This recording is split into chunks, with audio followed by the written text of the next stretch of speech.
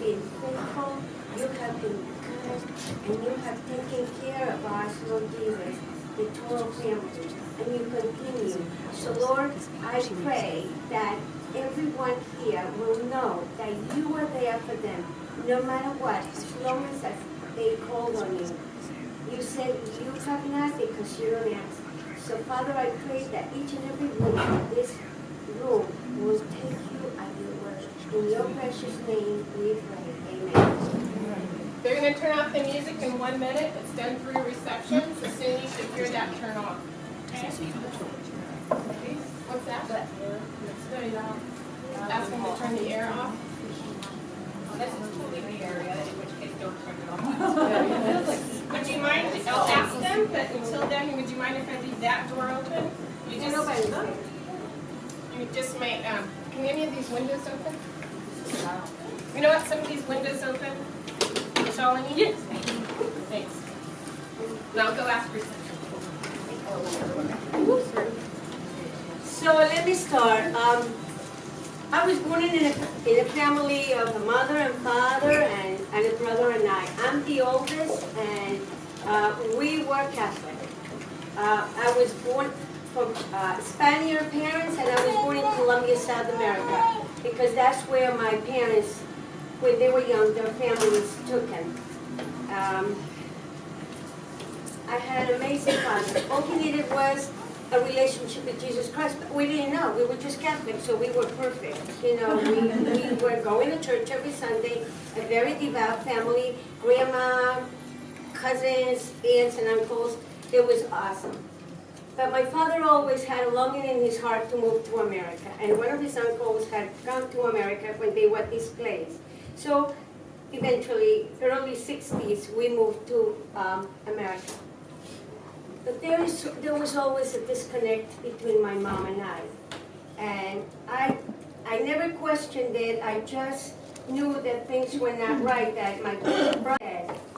Mom never said anything. She never said, don't do that. She just said, you're a bad girl. And I think I was. I was a handful for her. And so we got to America. We enrolled in school. We learned the language within a year. And it was good. I was of the time of the hippies. I was in the 60s, and I always saw Jesus in their things, and I was now entering high school, and the Jesus thing, and I always thought, I wonder why they don't know Jesus. I've always known him, so I thought. And so went to college, started, being very liberal in the way of woman rule, all that stuff in New York City. This is where I grew up, in Staten Island, New York. So I went to visit my grandma, and I had liked the boy since I was a little girl. And that boy became my husband. He came to America. We dated, I kept myself clean because I loved my dad so much. My mom was still, that disconnect with my mom. So as I grew up, we got married 6 days before my anniversary. My first child was born, and I have his wife here. That's one. Life was hard. He was very abusive. But I had a neighbor that passed by my house, and she looked like she had the perfect life. And she invited me to a prayer group. And I came to know Jesus Christ as my Lord and Savior when I was pregnant with my second child, my daughter. I embraced Jesus as everything, and I ran to him about everything. And I said to him, you say it in your word, I am going to trust you. They said that you promised, you will do it. So this is how I live my life, trusting him and questioning him about everything. Why is this child sick? And I go, I have to go to Jesus. And I would give him to Jesus, and Jesus will heal that child. Why don't we have a home? Why is Frank doing this? We went to college. I had to leave college with the birth of David. He's my third child. But my husband continued attending university. He graduated, decided He didn't want to be a doctor. So we went to one of my professors in university, and he was the director of the Staten Island Zoo. So he hired my husband as a curator. But those were the most difficult times because my husband drank, my husband beat me up. Even in the summer, I put sweaters on so my father would not see the black and blues, or, I would say, no, don't come this week, because I had, a black and blue eye. But I went to Jesus, and I would tell my spiritual mom all the time, because this woman embraced me to teach me about Jesus and about his word. And kept on having the babies because I wanted to have a big family. And I knew that Jesus is the one that closed my womb, and he opened the womb. So my womb was open. I had the children that he gave me. And he was so present the whole time. In the meantime, I still call my mom every day. I go visit every weekend, but there is a disconnect to my mom. There was never a conversation, just very surfacey all the time and over the phone every day. Life goes on. 2000, my father dies, and then I have to help my mom, which wasn't a burden, but it was painful because mom would always do things that I didn't agree with, and I would tell her about Jesus, and she would say, "You are in a cult. You are not doing the right thing. Oh, she will die a Catholic." My dad accepted Jesus before he died. For 22 years, I asked Jesus that they would come to know him as their Lord and Savior. And my dad did on November 1st of the year 2000. He died November 14th. He wasn't sick, but he went with Jesus. He lived an amazing life. All he needed was a relationship with Jesus Christ. Okay, so all that happens, mom, then I have to take care of mom. Mom starts saying things that I didn't understand. And like, she's stealing from me. I was stealing from her. Little did I know that she was coming into dementia. And so we got her a home attendant, and she had the home attendant from 2011 to 2016. And why am I telling you this? Because it's going to lead you into the grace that God did. So, 2011, I'm here. They had to get someone to take care of her because she's not able to take care of her. Up until this day, 2011, my mom has never been to a hospital. She has never been really sick. Then starts all the hospitalizations, and we now lived in Pennsylvania. Mom lived in New York, and sometimes it's an hour and a half, but if the traffic is bad, it's 5 hours from Pennsylvania to New York. So every time I would be in church and I would get a text, "Your mom is in the hospital."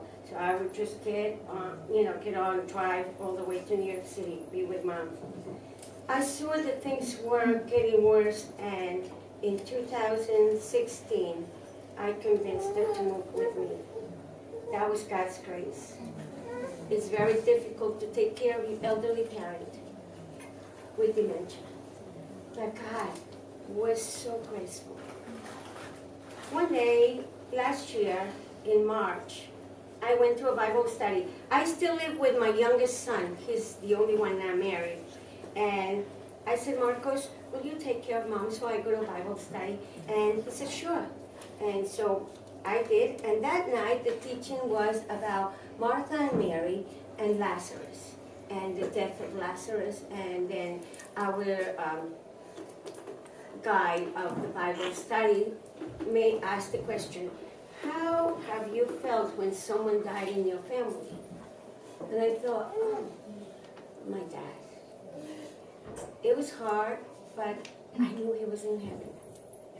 For some reason, I go home and I'm still thinking about this. Mom is already in bed. I'm sitting on a couch, and all I could think is, oh my word, I was born on September 13 of 1954, on September 15 of 1954, my mom's sister and best friend died. And that's where the disconnect happened.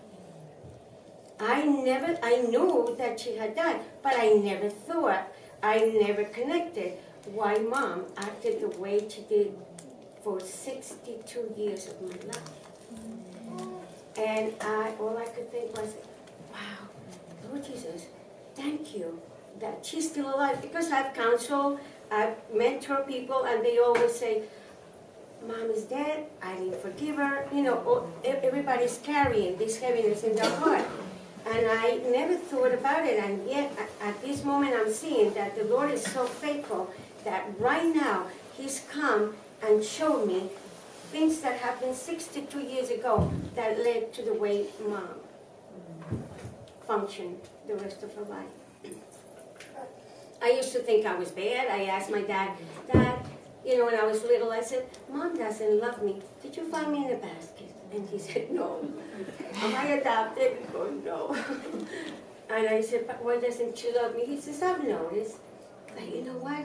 Remember what, in the Catholic religion, honor thy mother and father is not the 5th commandment, but the 4th commandment. And so he would say, remember the 4th commandment, honor thy father and mother. So I lived knowing that Mom was not kind to me, but I have to love her because she's my mom, you know? And just in the obedience, without even thinking about it, God had grace for me for all those years that because of the need in there of my heart to have a mom, because she never hugged me or kissed me until those 2 years that we were together.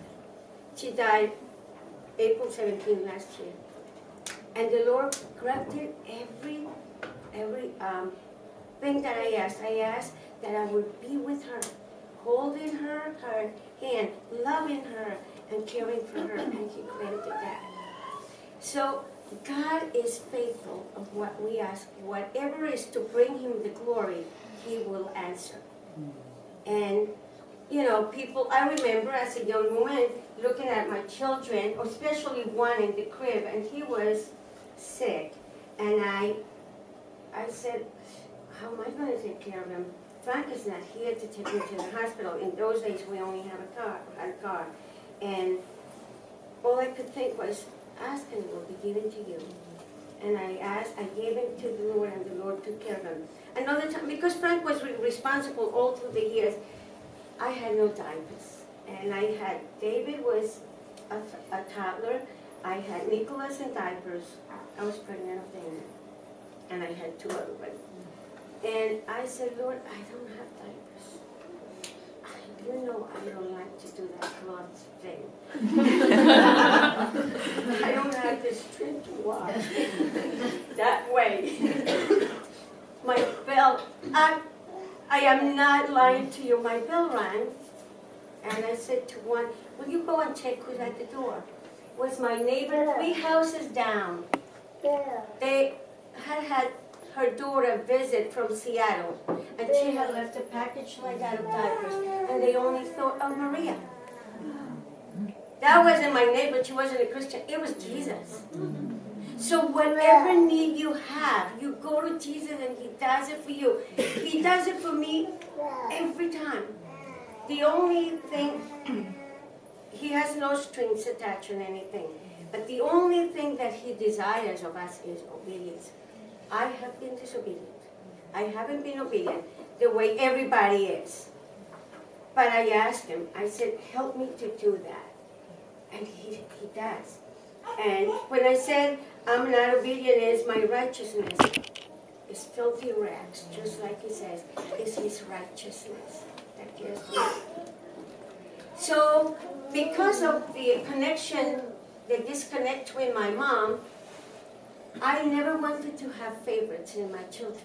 I wanted to love everyone the same.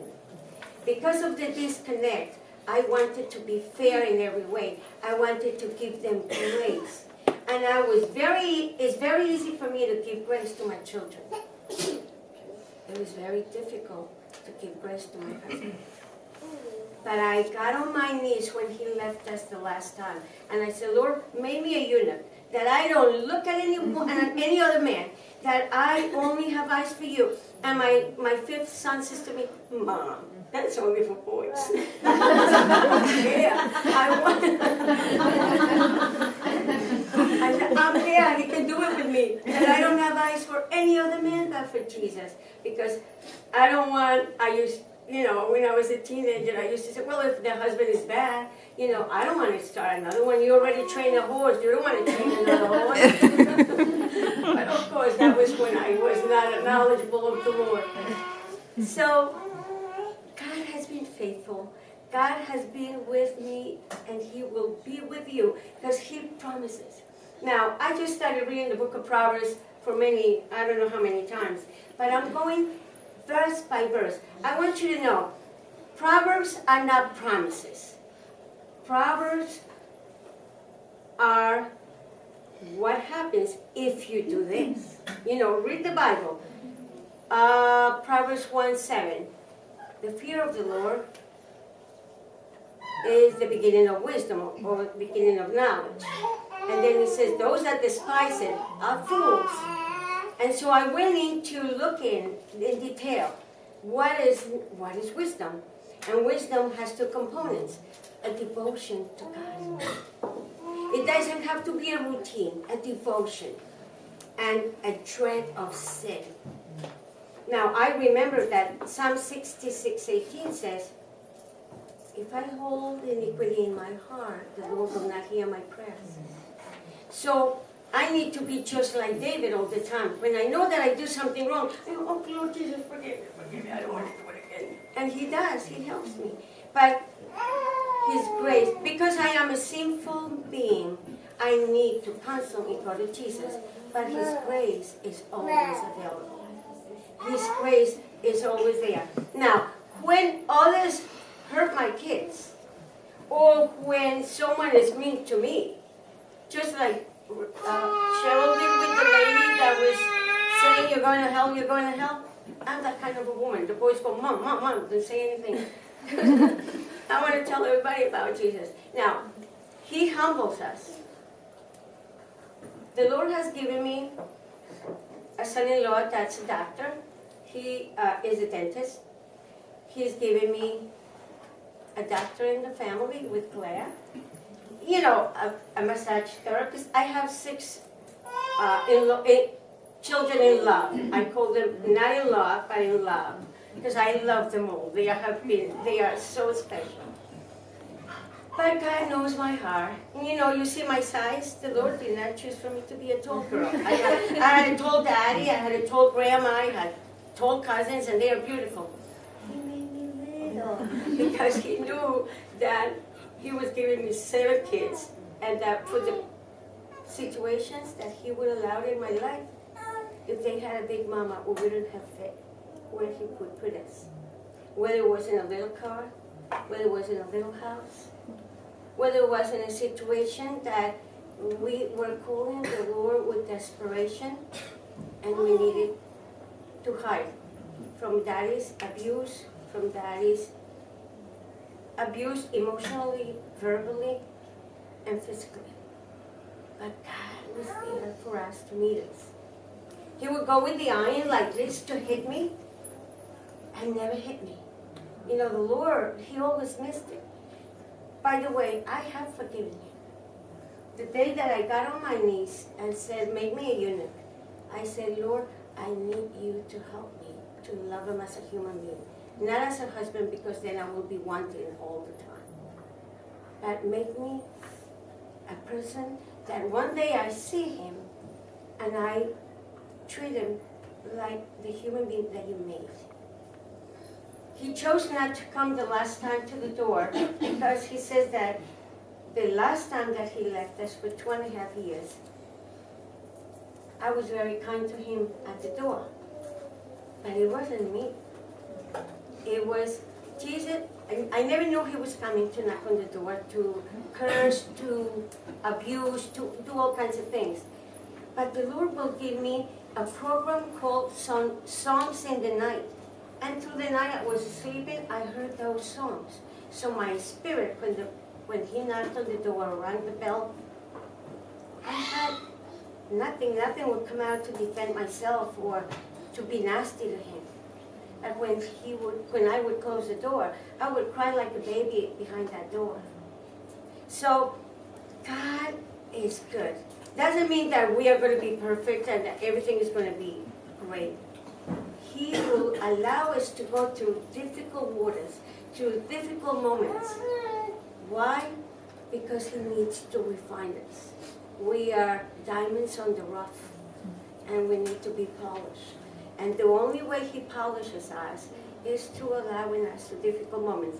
So why did I tell you about my dentist son-in-law? Because this past week he's been refining me. He has been humbling me. You wouldn't believe the things that happened this past week. I've been in England since the 18th of December, and everything has been fine. I went to help and do some things, and I never had this. I got so cold, my body got such a shock that I had fever sores all through the top of my lips.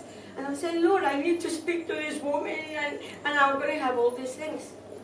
The Lord started clearing me away. Later on that day, my phone gets shot. I searched it the way I let it fall, and they had to give me a new phone. The middle of the week, something else happened. But on Saturday last week, around this time, I was enjoying a great breakfast. I went like this, and I broke my tooth. That's why I'm toothless. Because they called the dentist at the church, and he came to the house right away, and he says, oh, Maria, your body rejected this, and you're going to need this surgery and everything. And I go, I don't want to pay it in pounds, and I don't have that money. I have a dentist at home that does it for me for free. And so I started praying. In the meantime, it's wiggling. And I'm going, I cannot even swallow. I'm in pain. What do? I use essential oils, and I put the oil, and the girls made me take a Tylenol. The pain went away. For 36 hours, I had the tooth like that. And I'm going, oh, please. And the children, I have 7 grandchildren here in England. They were going to say, what happened to Mima? So I explained to them what happened. And mommies and daddies did the same thing. So I prayed. We were invited on Sunday after church to a house for a meal. And after we came out, I got in the car and I said, Lord Jesus, not that I'm afraid of that surgery, and I know that I have to have anesthesia tomorrow. Will you do it for me and not let me go there? I grabbed the tooth very quiet, very gently. I wiggled it, and it came out. And because it was an implant, and I didn't need surgery, and there was no more pain. So then I have to have the courage to call my son-in-law. But at that moment, it's my son-in-law because he's not going to take it really kind. Then I called his secretary, his attendant, and I said, Janet Maria Tucci goes, are you back? I said, no, I am calling from England. She goes, what happened? I said, oh, well, this and this. She goes, don't worry about it. I said, I've been praying for his heart to receive. By the way, he's not a believer. He grew up in a Christian home, minimal Christian home, believes in God, prays with us, but he has not accepted Jesus as his Lord and Savior. His name is Tim. And so I haven't gotten a call. I figured I'll get a call. What happened? He hasn't called. So I don't know if Janet has kept it until Tuesday morning, because right after the airport, they're waiting for me at the office. So grace in all these things, grace in the pain, grace in the sorrow, grace for those many years when someone was unkind to you, yet she had something happen to her, and her daughter, never knew about it. I was the brunt of all that she did. But God gave me time to embrace. And in her dementia, when she did things, she would say, I don't know why I do those things. Will you forgive me? Mom never said forgive. But she did. So, grace. If Jesus is in the midst as the number one in your life, you go to him for everything. I wanted to share a quick devotion. In fact, it happened 13 years on the 1st of February. Let me just take a little bit of this to water my mouth. And I want to, because this really spoke to me. Not at the time I didn't understand what she was saying. What,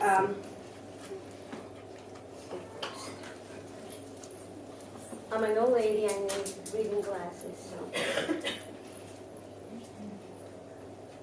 Pay attention to this. This is from Streams in the Desert. This thing is from me. See, he allowed all those years. He allowed it. So, it's in 1 Kings 12:24. This thing is from me. Life's disappointments avail love's appointments. My child, I have a message for you today. Let me whisper it into your ear, that it may gild your glory any storm clouds which may arise, and smooth the rough places upon which you may have to tread. It is short, only 5 words, but let me sink it into your inmost soul. Use them as a pillow upon which to rest your weary head. This thing is from me. Have you ever thought of it, that all that concerns you concerns me too? For he has touched you, touched the apple of mine eye. And Cheryl mentioned this scripture, Zechariah 2:8. You are very precious in my sight, Isaiah 43:4. And she mentioned Isaiah 43:10 and 13. Therefore, this is my special delight to educate you. I would have you learn from temptations that assail you, and the enemy comes in like a flood, that this thing is from me, that your weakness needs my might, and your safety lies in letting me fight for you. Are you in difficult circumstances, surrounded by people who do not understand you, who never consult your taste, who put you in the background? This thing is from me. I am the God of circumstances. Thou cannot come to this place by accident. It is the very place God meant for thee. Have you not asked to be made humble? See then, I have placed you in the very school where this lesson is taught. Your surroundings and companions are only working out my will. Are you in money difficulties? Is it hard to make both ends meet? This thing is from me. For I am your purse bearer, and will have you draw from and depend upon me. My supplies are limitless. Philippians 4:19. I will have you prove my promises. Let it not be said of you, in this thing he did not believe the Lord your God. Deuteronomy 1:32. Are you passing through a night of sorrow? This thing is from me. I am the man of sorrows and acquainted with grief. I have let earthly comforters fail you, that by turning to me you might obtain everlasting consolation.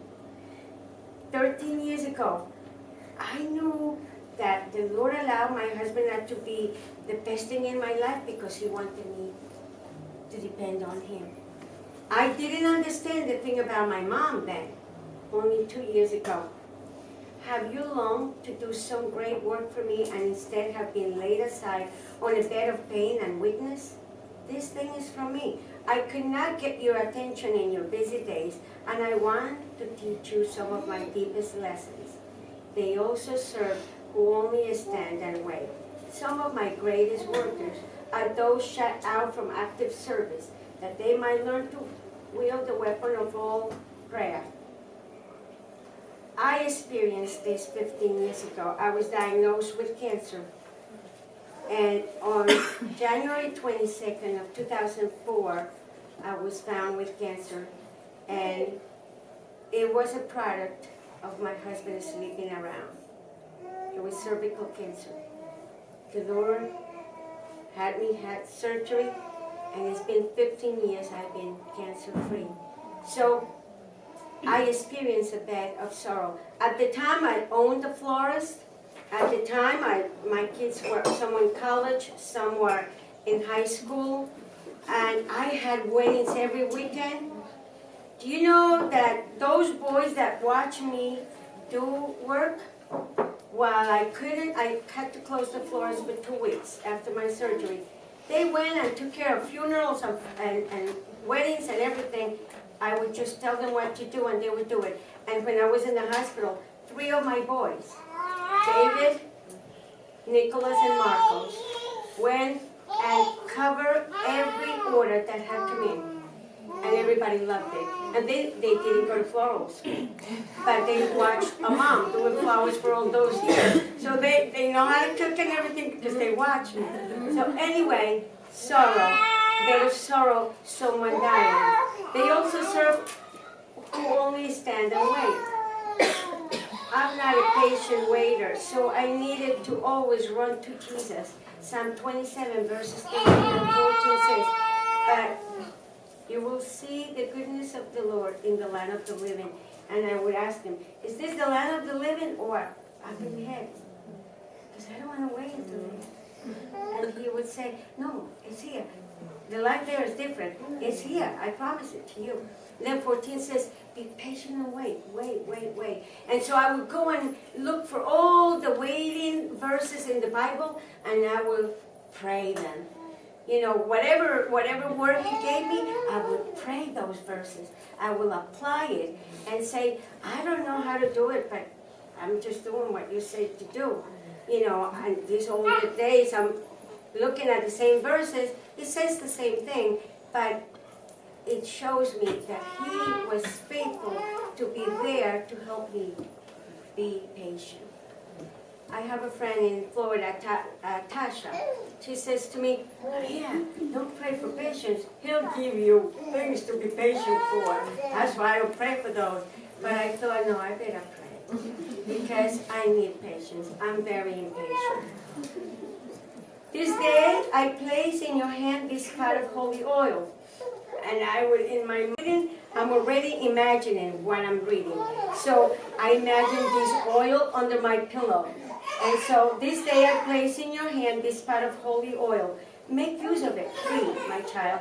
Let every circumstance that arises, every word that pains you, every interruption that will make you impatient, every revelation of your weakness be anointed with it. This thing will go as you learn to see me in all things. I remember sharing this with the boys, and they said, Mom, where are you reading that from?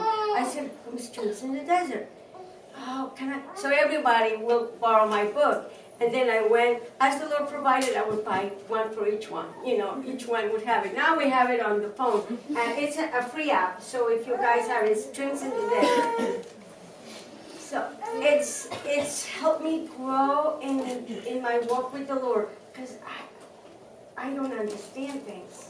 And I have to read it. And I call on the Holy Spirit. But this helps me a little. I had my Almost for His Highest in the Old English. And I would sit there and I go, I don't understand it.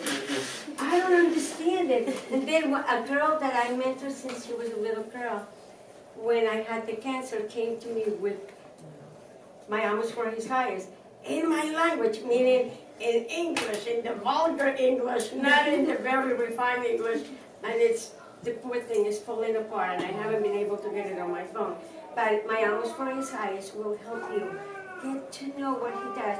Unfortunately, nowadays we come to know the Lord, and we want to know the fruits of the Spirit, and we want to know everything in there, but there is no foundation. And I watch my boys add to David's house in Birmingham. They are building, and they had to put cement, you know, they had to build the foundation. And if anyone has told you that the Old Testament is no good, they are lying to you. That's our foundation. The Old Testament has everything that we need to know. And it builds us up for the Old Testament, for when Jesus came in and gave us His righteousness. But do not think that there is anything in the Bible that is irrelevant, that is not needed, that we don't use it for these days. There are men in America these days that are the children of amazing men of God that are saying, we don't need the Old Testament. What? What about the Ten Commandments? Yes, it is the law, but we need it. We need it because we don't do the Old Testament or we don't do the Ten Commandments just because if we need to do it. The Ten Commandments is the law. We are not subject to the law in the sense of, I have to do it. No. Love, fall in love with Jesus. The devotion with Jesus will help you love the law. And you do it because you are in love. You know why I didn't get in trouble and I didn't let the guys kiss me? Because I didn't want to hurt my dad. Because I loved my dad. And I didn't want him to be sad and find out that I was doing the things that he told me not to do. And I relate that with the love with the Father. The Father in heaven sent us His Son Jesus Christ to be an example to us. See, a lot of people says, oh, be like this guy or be like that guy. I remember talking to a friend and she said to me, Maria, Spurgeon was depressed. I said, yeah, but the Lord didn't tell me to be like Spurgeon. He told me to be like him. And Jesus wasn't depressed. And she goes, I guess you got a point there. So, you know, the Lord has given us His Holy Spirit. Everything becomes so easy calling on Him. I know that for me to stand in front of you, it is the Lord who's keeping me here. When I first did it, when I first became a Christian, and I started going to a church in my neighborhood. We were there for 17 years, and that's where my babies were born, and that's where they learned to walk with the Lord. The second year that I was there, they asked me to be the vice president to the women's ministry. I forget right now what, women's fellowship. And they told me, I said, what do I have to do? And she says, when the president is not here, you have to speak. I said, you want me to get behind that microphone? Yeah, when Merck is not here. Well, Merck wasn't there anytime. And so I had to do it. And I went to my pastor and I said, Pete, I don't want to be speaking over there. He goes, Maria, the Lord chose you to be there. I said, but my knees go like this and I can't even stand. And my voice trembles. He goes, call on Jesus. He'll do it. I said, okay, I'm going to do it. And I did it, and he would say to me, when you feel like that, you go, come, hold it. And he's doing it, and he does it. I still haven't gotten it together because I think that I'm willing to trust him all the way. And so, try it. If it gives you children. Some of you, I had only one question. And it was, let me read it to you. Were you for your slip of paper? Yeah, I had it in my hand the whole time. And I dropped it. Okay. How many chances to give to an abusive husband? My marriage is killing me slowly. Is that what God wants? To sacrifice ourselves? Every situation is different. I find it is different. I had many people mad at me because I didn't leave my husband. And I would go to Jesus and He says, my grace is sufficient. I will protect you. In the 90s, beginning of 90s, I was doing some paralegal work, and I would take all the kids with me to the court, to do the translations and everything. But those days were difficult. And one of my friends came and said that they had found out that my husband had bought a gun. And she says, Maria, Frank bought a gun. And I'm pretty sure he bought it to kill you. And I said, well, Gwen, Psalm 139 says that he knew my deeds. And that if that's the way the Lord has me to go, I just have to be ready to go. She says, aren't you afraid? I said, of course I'm afraid, but I know that He says that He promises that He will do it. Well, When Frank left us in 1994, he came back 1996, and we were talking. I told him, okay, I don't know what you've been doing out there. He called and said, will you take me back? And I said, I have to ask the kids, because I have my own opinion in this matter, but I don't know if I will take you. And so the Lord had given me Hosea 2 days before, and I thought, well, what are you doing now? That was the time when he left. I said to the Lord, he left on a March 1st of 1994. By the end of February, I said to Jesus, either you take me home to heaven now, or you take him away from this house. Well, on March 1st, he came in from work because he worked that night, and he says, I'm leaving. I didn't answer. Inside of me, I said, good. And when I saw it, because I didn't think he was, but when I saw him packing everything and putting it in, not even in the suitcases that we own, he says, I'll leave you the suitcases. And he took them in garbage bags. And the kids are crying because he did it before everybody went to school. My daughter was in high school and she couldn't even handle it. And so he left.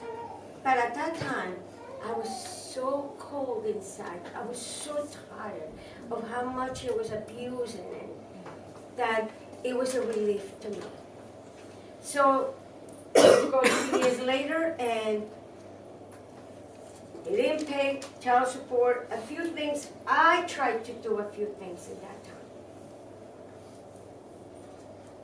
I tried to commit suicide twice. Not because he left, but because the day that I had to go to the courthouse, and he lied in so many ways. He said I had a business. Yeah, I did. I did crafts from the house. I sold them. I would make money for the kids because he wasn't bringing money, and the money would disappear. He always found out where I hid the money, and the money would disappear. So now it's time to go to the courthouse, to family court, and he has the nerve to go in front of the judge and say, she has money. She wants the kids. She has the money. And the judge is kind of ruling on his side. So I was really sad. Someone had taken me there. He had not paid any money. It's in May of 1994. I remember I got dressed nice to go to the courthouse so they wouldn't think I'm one of those moms. And so I had the money to get on the bus, and the kids were getting off. They were all in different schools. I said, Lord Jesus, what do I do? It's 10 miles for me to walk, and I need to be home. As I'm passing, I'm walking, I see this little jewelry store. I tell you, I don't know how I did it. I rang the bell, I came in, and I said to the guy, sir, I don't remember what I said, but I know I took my ring off, and I said, will you let me have $10 for this ring? I just came out of family court. I don't have your money to get in the car, but I promise I'll come back and I'll get it. He says, lady, you are an angel to me. Here, $10. You speaking to me what I was asking God. And I don't remember what it was, but he gave me the $10. I had no shame in that moment. And got on the bus, got home. They were all home and doing homework because the rules I had was you come in, take your uniform, do homework, then you play. And I found everybody, but I was kind of sad, thinking of all that went on, all the things that I saw before I went in, and his arrogance and all of that, and all the cases and all of that. So I looked at the kids and I thought, I need to go to the store. And one says, what store? I said, I'm going to Pathmark, supermarket. But my mind was, go to the Bayonne Bridge and jump from there. I walked. Apparently my best friend had walked in. I grew up with this young man. He was 10, I was 10, and we would play all the time. I got married, he moved, we lost contact with each other, and then he ends up moving 2 houses away. He bought a house 2 houses away from us. He became our best friend, my husband's best friend. my kids, they call him Uncle Jim. He's been in all of our life. And Jim came to find out how I did at court. And the boy said, Mom just went to Denmark. And it triggered something in his mind and he took off. And I don't know how he found out. I was almost at the bridge. And so he pulls, he goes, where are you going? I thought you were going to Denmark. This is about 17 blocks away from Denmark. And I said, mind your own business. And he goes, Maria, what are you going to do? Don't you have Jesus? I said, yeah, I do. And so on purpose, I went on a street that he couldn't come in. It was one way. I walked all the way to the bridge, and as I'm going up, as I'm walking, I'm praying. I'm still praying. A little boy comes in a bike. Hey lady, where you going? I said, I'm going to Bayonne. Oh, me too. And so he goes on his bike, and I see a man with uniform standing by the entrance where the people that walk to Bayonne. I keep on walking. The little boy is coming. He goes, don't walk today, we can't go through. I said, why not? He goes, it's closed. I look, the boy's not there, the guy's not there. And I said, he's an angel. I said, oh my word, what am I going to do? So I walked home. I went and confessed to the kids, and they all hugged me. Mommy, it's okay. We still love Daddy, let him go. Don't worry about it. I said, yeah, but I go look for a job. I overqualify for everybody. I need to give you food. I know the Lord is providing. This is in my desperation. This is in the moments of desperation where you're too young to grab the grace of God. And no one would give me a job. I went to stores and a woman gave me 3 interviews. And I said, just let me sweep. I just want to get money to pay for my children. And she says, no, you will take my job. I said, why? I don't do it. She goes, no, we saw your resume and you are educated. You will take my job. I said, okay. So I have many friends in business in Staten Island. And one had a frame place, and she's Jimmy's sister-in-law. Hey, Maria, you want to clean the store? I said, sure, Janice. She goes, I'll pay you, and you can clean my house. So I started working for her. And then I asked another friend that has a ballet academy. I said, Christine, would you let me clean your house? She goes, Maria, you're my friend. I said, so what? I need it, and I can help you. She goes, okay, I'll pay you for that. So I had those 2 jobs, and that's how I fed my children, because my husband never paid any child support. But I wasn't going to rat on him, you know. Jesus knows all that. That was May. August, we were supposed to be divorced. August comes. It's time for my oldest to go off to college, and I need all the documents. He says, I'll bring him. They didn't come. I happened to call, make a phone call to his job. Nobody answers. I called the other office, and I said, is Frank Toro's ex-wife? And they said, oh, he's always on the phone with his girlfriend now. So that really hit me. Even though I'm not loving the guy, it still hits you. So, because I didn't hope for him to come back. So, David was working at a Christian camp. We were not even in Pennsylvania yet. We were in New York. And we had to bring him back to Pennsylvania to the Christian camp. He was on vacation for that week in August. So we take him back, but it was a hot day. It was almost 104 degrees that day. And I felt, oh my word, it's just too hot. Some of my kids stayed with my best friend, Christine, the one that introduced me to Jesus Christ. And some of the kids went with me. We come back, I go to my house, it starts pouring. And all of a sudden I feel like I'm having a heart attack. And I said, Nick, my oldest at the moment, because all the other older guys are up at Tuscarora at the Christian camp. And I said, Nick, would you go get Uncle Jim? Because we didn't have a car. Frank took the license plate for us, and it was parked in our driveway, but we couldn't use it. And so He went in his bike in that rain and that gym because I was having a heart attack. Well, it wasn't a heart attack. They took me to the hospital. It was a panic attack. How do you know? But look at the grace of the Lord. Listen to what happened. The doctor that took care of me was Dominican. And the nurse that was attending was the mother of one of Juan's, a boy that went to school with him, had just graduated with him in June. So he comes back and he says, it's not the heart. You had a panic attack. I said, why? He goes, Maria, we know why. And I'm thinking, how do you know, Maria? You're just taking care of me. He goes, so-and-so is the nurse, and they know you, and they know that you're going through a hard time, and they all admire the way you're doing with the kids. So we want to help you. And Jim is going to take you home, and he's going to take you to his house. So I don't want to go to his house. He goes, no, it's okay. But his sister-in-law, that was my best friend as well.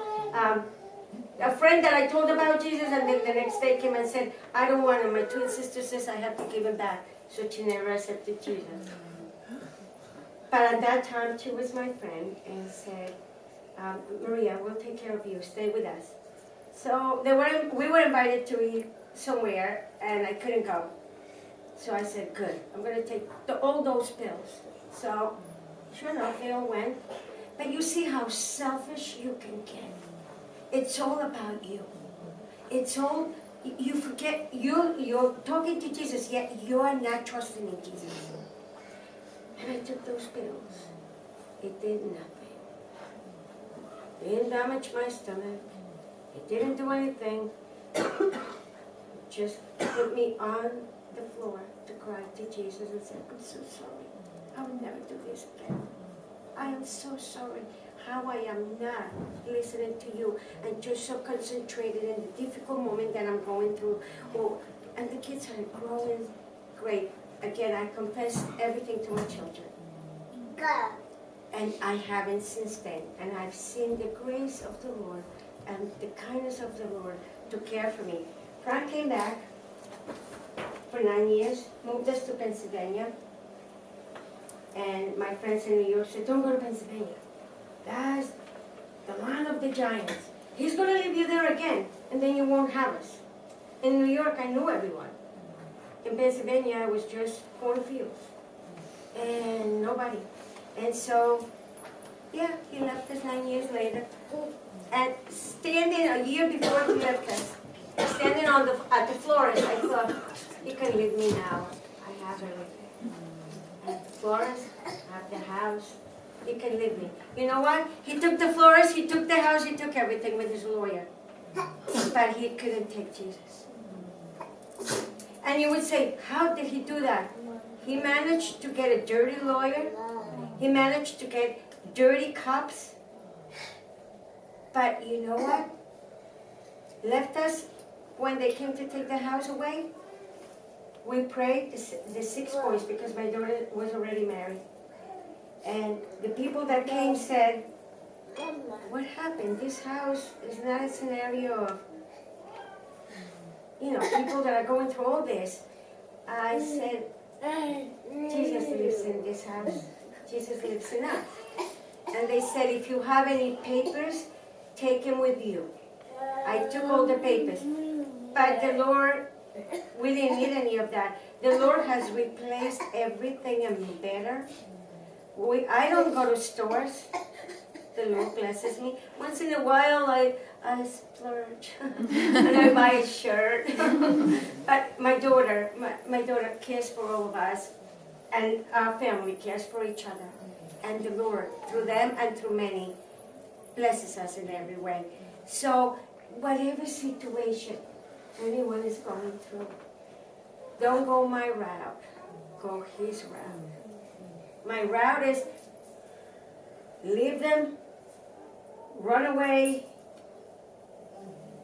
kill yourself, everything else. For what I understand, and he said it to me, he says, you are a witch. I said, why? He goes, twice I've had the gun right on your temple. You were asleep. And I clicked it and it wouldn't. I said, why would that be a witch? That's an angel. and he would say, I thought of killing you first and then the 7 kids. Or killing the 7 kids and then you. But you know, you belong to Jesus. Nothing can work. I never saw the gun. The kids did. Because on the time that I had to take one of my kids up to the Christian camp, New York was offering that if you owned an illegal weapon, all you had to do was go to the precinct, hand it in, they give you $100, and they don't ask questions. And the kid says, Mom, we went to this precinct all the way at the end of the island. Daddy went in, he told us to stay in the car, he came right out, and he took us to ice cream. So, I didn't look like a gun was there, Mommy. So, no matter what, Jesus will take care of you. Run to Jesus. Trust Jesus. He promises. He's a promise keeper. He's not a liar. He says in Numbers 21, Numbers 21:19 or 23:19, that God is not a man that he can lie. He's not a liar. And whatever he promises in his word comes through. Hold on to him. You know, I don't see the winter, well, I do see the trees lose all the leaves. But in America, sometimes you see one flower just hanging there the whole winter. That's how I picture myself with the Lord. Always hanging in there, not letting it go, no matter how cold it gets, now how windy it gets. And still happens. I mean, he's gone, but Satan is Satan. And we have 3 enemies. The world, the flesh, Satan. So we are our worst enemies. But Jesus, I love that Bible. You know, every one of those devotions, I will go into it. There were 3 of those, 3 different ones. Really amazing. The Lord is always there. No matter what you go through, it doesn't matter what it is. He will. You know, when I get on the plane every time, I go, oh, this may be the last time of my life.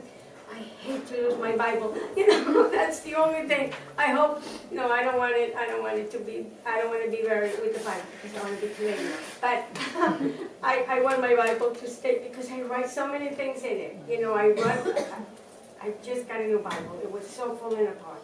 But it's my best friend. Jesus is my best friend. He's always there. I don't hear voices, but he speaks through his word.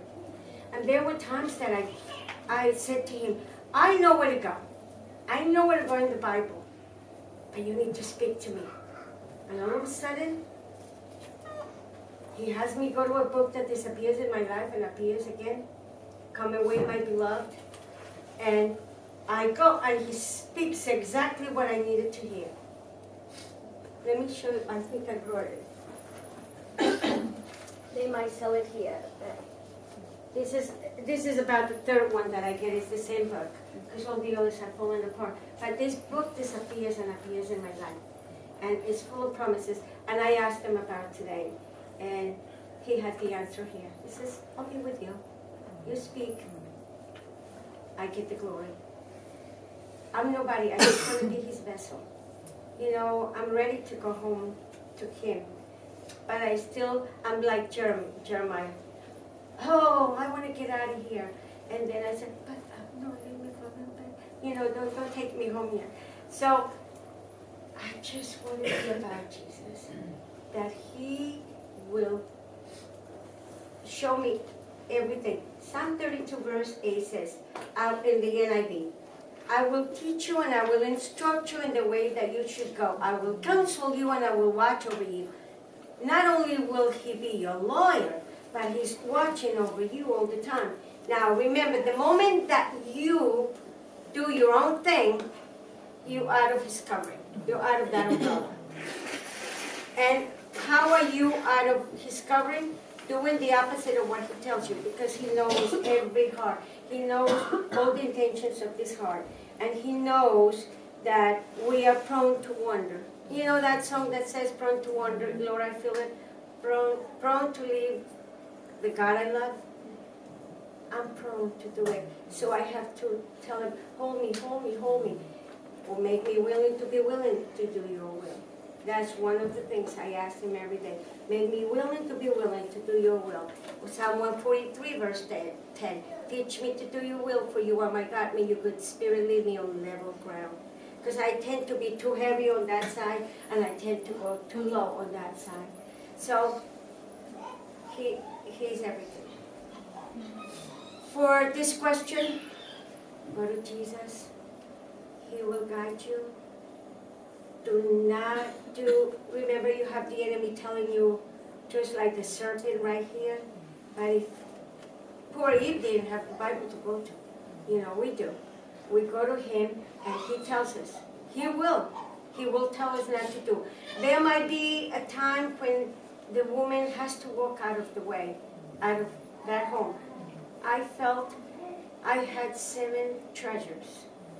And if in America or in New York City, if I walked away from my house, I would take my kids away. And I could not even fathom my children not being with me on a weekend to go to church. And that's how I went to Jesus. I don't want this thing of weekends with the daddy and weeks with the mommy. I said, I don't want to share it. He doesn't be the father, Lord. Don't let me share it. And he didn't let me share it. I never had to let my kids be under visitation. Now, I'm in the season of learning to give grace to those that are not my family, to those that are mean, that kill, that do all those things, to think that God loves them just the same way he loves me and he loves you, and that all we need is to forgive. In order for me to forgive Frank, he gave me a verse, and it's a verse from when he's on the cross. Father, forgive them, but they know not what they're doing. And you know what? Frank went to Columbia University. He was a very educated man. He's an intellectual. I don't know if he's still alive or not, but because there was no communication with us. But my prayer is that the Lord will become so real to him that he comes back to him. But I know that he knows about all that pertains to medicine and everything else. But he's illiterate when it comes to the Word of God. He's an ignorant. But I'm not looking at ignorant in a bad way. You just don't know. But my father used to say, the one that sins ignorantly goes to hell. So I don't want to be an ignorant, yet I pray for him. So for those that are being difficult in your life, pray for them. Pray for their hearts. The Lord changes hearts. That's his business. We can't change hearts. We can just be obedient, to be kind, to be loving, to write a note, to do many things that the Lord will give you to do. So, His grace. Let me just close with a prayer. Thank you, Jesus. Lord, we lift up to you the rest of our day and pray that if anyone was able to glean anything out of what you have been in my life, a little bit of what you've been in my life, that they will take you at your word, that they will seek you with all of their hearts, that they will stay in you, that they will not look to the pleasures that this world offers, but that it will be only you. Thank you, Jesus. In your precious name we pray.